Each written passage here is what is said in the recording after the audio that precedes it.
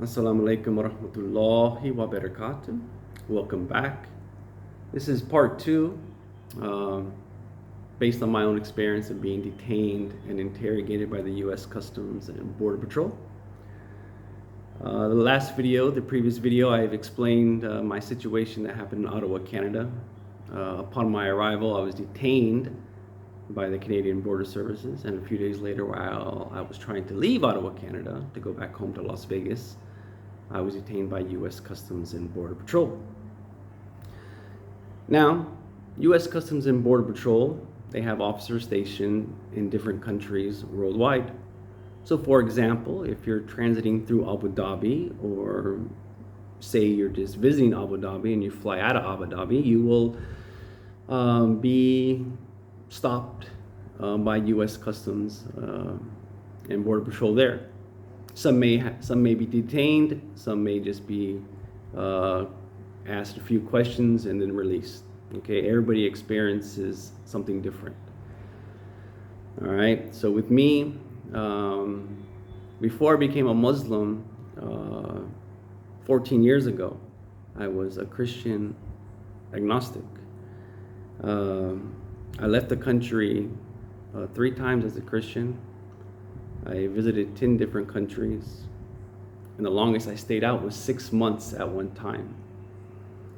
I was never detained or interrogated. Those 6 months that I spent outside of the country, upon my arrival at LAX, the entry point at U.S. Customs and Border Patrol, they asked me just a few questions, basic questions. What country did you visit? When did you leave? You know, what did you do? Just the basic stuff. I told them, they stamped my passport. I entered America. No issues. Absolutely no issues.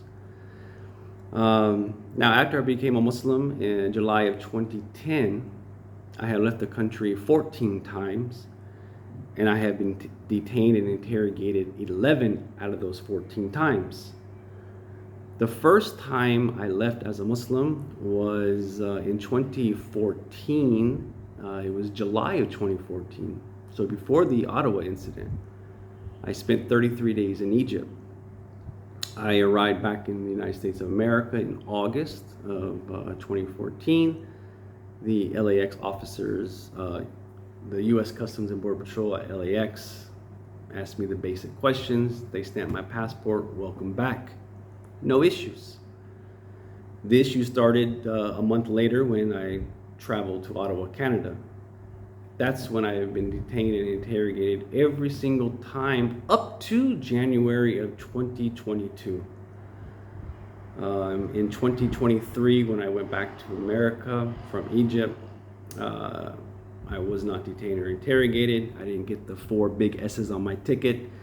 And in February of 2024 this year, I was not detained and interrogated, and I didn't get the 4 capital S's on my ticket. Now we will see if that still holds, because in a few months I'll travel back to America for a couple weeks, and this time I'll be outside of the country for more than 6 months. So we'll see if it holds. But everybody experiences something different with the U.S. Customs and Border Patrol.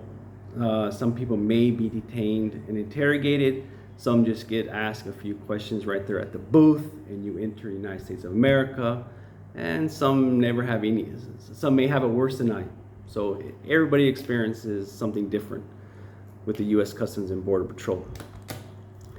The longest, now I've been detained and interrogated 11 times, okay? The most professional U.S. Customs and Border Patrol so far that I ran into has been in Abu Dhabi.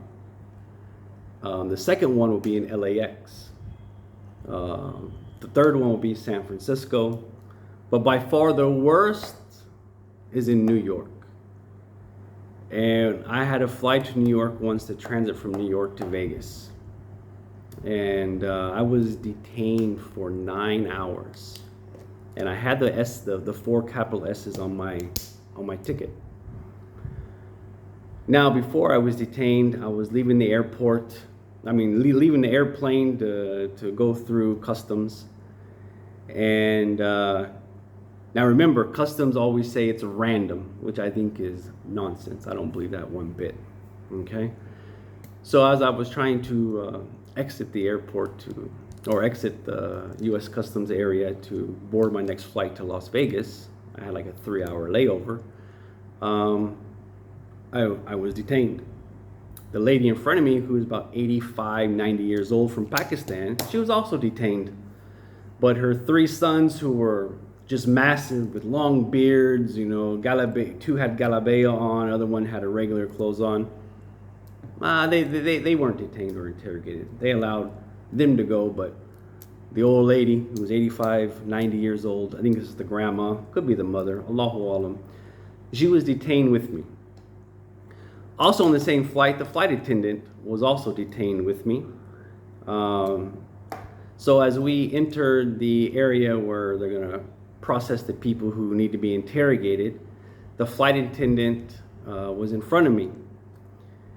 The officer there got really upset with her because they asked, you know, has your passport been out of your possession? She said no. So he's like, well, why are 2 pages missing? And why is this page ripped in half? She had all these excuses, and he was livid.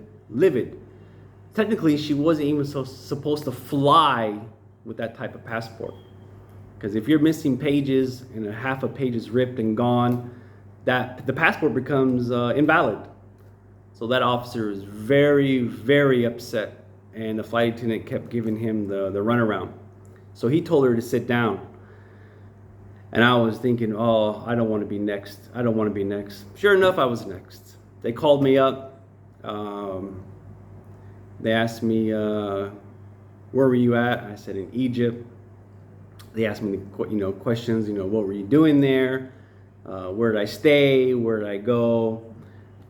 So when I told them my wife lives there, the officer said, well, why didn't your wife come to America? And I went, oh my God, like that, like kind of chuckled. And he's like, what's funny? And I looked around the area, and I see about 50 people there. And I would say 40 to 45 are Muslim men. And there was 3 Jewish people because they had the yarmulke on their head. And the rest, I don't know where they were from or what they were. And the only white people there was myself and the 3 Jews that I saw. So I told the officer, look how you treat me coming in and out of the country for the last few years. As an American citizen, someone who pays taxes, a good citizen, look how you treat me when I arrive back in the States. And you expect my wife, who is brown, Arab, Middle Eastern, hijabi, Muslim, to want to come to America? I said, that's funny. He got very irate with me, told me he didn't send me back to sit with the crowd. He sent me right into a room. So I stayed there for about an hour until a female officer came in. She was interrogating me, asking me questions, how long I've been married, where I live, where I stay in Egypt, what cities I visited, asking me if I had friends, just a whole bunch of questions, personal and non-personal questions. So of course, I fly with my marriage certificate. So I hand her my marriage certificate because it has my wife's information on it. It has the address, has my mother-in-law, father-in-law information. It has a lot of information on the marriage certificate. But of course, she asked me questions that are not on the marriage certificate. So she left. She interrogated me for about an hour and a half to 2 hours. And then she told me to sit tight. She left. Well, she left the laptop open. So I looked at it, and I saw that they have a screen, about me, height, weight, where I was born, etc., etc. And I see comments, and I read the comments about me, and I know those comments were inserted by the U.S. Customs and Border Patrol in Ottawa because of what I told them. If you watch the previous video, you will see why they put the comments. I'm not going to explain the comments because I don't want to get in trouble traveling to other parts of the countries, other parts of the Middle East. But so a male officer came in, and I asked the officer, look, I already missed my flight back to Vegas. I didn't eat dinner because I slept through it.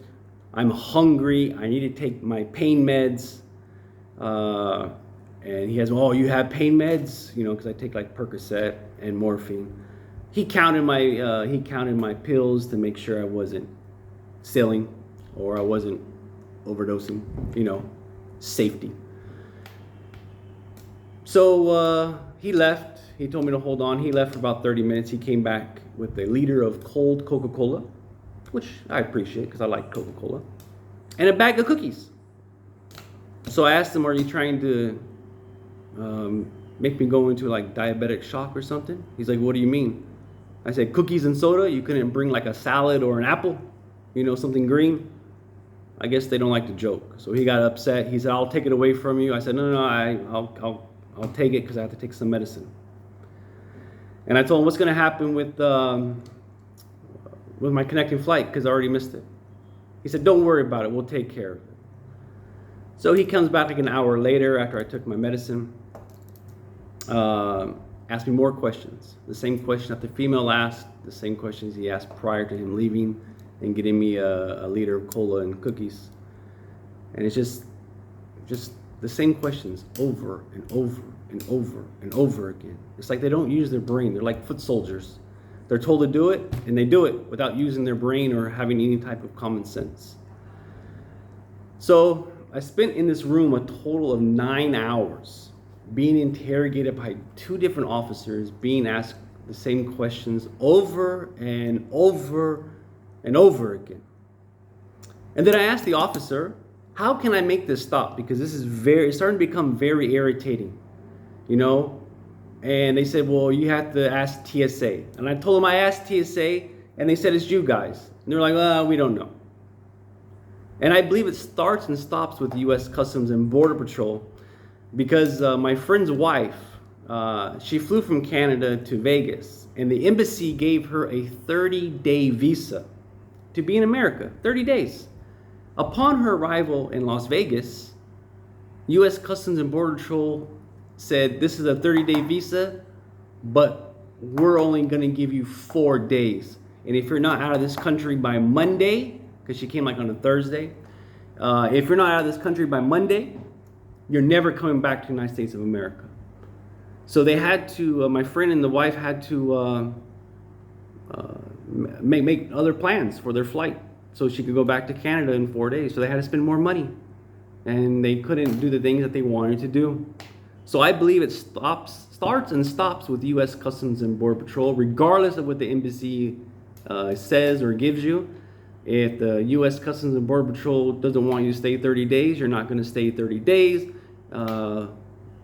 They will dictate on when you have to leave. So I believe it starts with them. I don't like how they cross their hands, their arms, and point to each other. TSA Customs, TSA Customs. I think it's totally ignorant and disingenuous. So that's my experience with U.S. Customs and Border Patrol. You know, I've been detained in New York. I've been detained in Chicago. I've been detained in Abu Dhabi. I've never been detained in Los Angeles. I've been detained in San Francisco.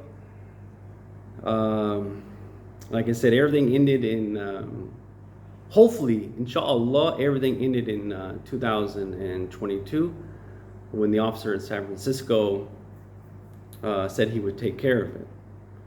So that's going to be the next video on the conclusion of the U.S. Customs and Border Patrol. So I hope this helps. Stay tuned for part 3. I'll have more information on the MPC, the Mobile Passport Control, Global Entry, TSA Pre-Check. I'll have some information about that. Okay, and I'll tell you the story about in January 2022 when I took at the time my 6-year-old daughter with me to America, and how I had the 4S's, but my daughter didn't, even though it's my first. This is my first time. That was the first time, I'm sorry, that my daughter has been to America, and also her passport was expired, but they allowed her to travel. But she never, had the S's. But I got the S's. My friend got 4S's, and he's Egyptian, but he's an American citizen now. He flew for 2 months for the summer vacation to visit family here. And upon his arrival, he had the 4S's, and he was detained and interrogated for 3 hours. So this randomness, I think it's a bunch of BS. But anyhow, part 3, I will explain more. And I hope this helps you guys when traveling. Assalamu alaikum.